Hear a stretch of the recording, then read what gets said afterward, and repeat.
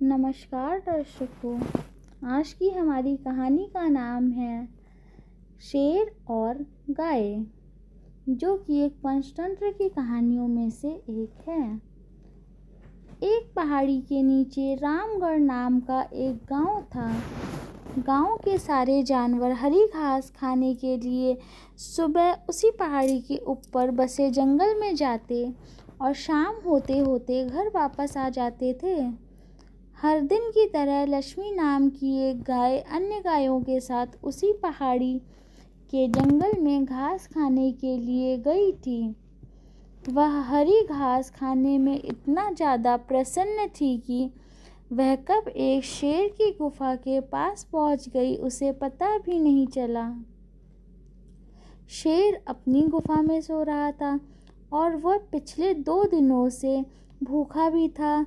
जैसे ही लक्ष्मी शेर की गुफा के पास पहुंची, गाय की खुशबू से शेर की नींद खुल गई।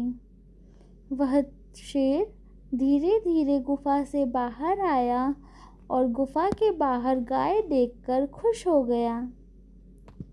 शेर ने मन ही मन सोचा कि आज उसकी 2 दिनों की भूख मिट जाएगी।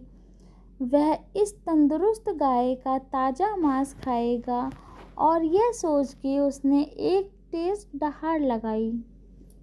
लक्ष्मी शेर की दहाड़ सुनकर डर जाती है। जब वह अपने आसपास देखती है तो वहाँ दूर दूर तक उसको कोई भी दूसरी गाय नहीं दिखी। जब वह हिम्मत करके पीछे मुड़ी तो उसे सामने शेर खड़ा हुआ दिखाई दिया। उस शेर ने लक्ष्मी को देख के फिर से दहाड़ लगाई और लक्ष्मी से कहा, मुझे 2 दिनों से कोई शिकार नहीं मिला था। मैं भूखा था। शायद इसलिए भगवान ने मेरे पेट भरने के लिए तुझे मेरे यहाँ पर भेजा है। आज मैं तुझे खाकर अपनी भूख मिटा लूँगा। शेर की बात सुनकर लक्ष्मी डर जाती है। वह रोते हुए शेर से कहती है, मुझे जाने दो, मुझे मत खाओ।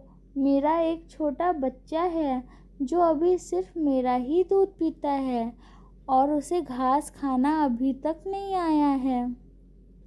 लक्ष्मी की बात सुनकर शेर हंसते हुए कहता है, तो क्या मैं अपने हाथ में आए शिकार को ऐसे ही जाने दूं? मैं तो आज तुझे खाकर अपनी 2 दिनों की भूख मिटाऊंगा। शेर के ऐसा कहने पर लक्ष्मी उसके सामने रोने लगी और विनती करते हुए कहती है कि आज मुझे जाने दो। मैं आज अपने बछड़े को आखिरी बार दूध पिला दूंगी और उसे बहुत सारा प्यार करके कल सुबह होते ही तुम्हारे पास आ जाऊंगी। फिर तुम मुझे खा लेना और अपना भूखा पेट भर लेना। शेर लक्ष्मी की यह बात मान जाता है। धमकी देते हुए कहता है कि अगर कल तू नहीं आई तो मैं तेरे गांव आऊँगा, फिर तुझे और तेरे बेटे दोनों को खा जाऊँगा। लक्ष्मी शेर की यह बात सुन के खुश हो जाती है और शेर को अपना वचन देके गांव वापस चली जाती है। वहाँ से सीधे अपने बछड़े के पास जाती है, उसे दूध पिलाती है और बहुत सारा प्यार करती है। फिर बछड़े को शेर के साथ हुई सारी घटना बताती है और कहती है कि उसे अब अपना ख्याल खुद ही रखना होगा। वह कल सुबह होते ही अपना वचन पूरा करने के लिए शेर के पास चली जाएगी। अपनी माँ की बातें सुनकर बछड़ा रोने लगता है।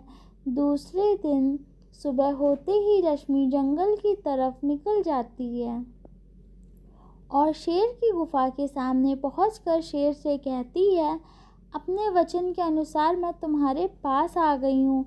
अब तुम मुझे खा सकते हो। गाय की आवाज़ सुनकर शेर अपनी गुफा से बाहर निकल कर आता है और भगवान के अवतार में प्रकट होते हैं। वह लक्ष्मी से कहते हैं, मैं तो बस तुम्हारी परीक्षा ले रहा था। तुम अपने वचन की पक्की हो, मैं इससे बहुत प्रसन्न हुआ। तुम अब अपने घर और बछड़े के पास वापस जा सकती हो।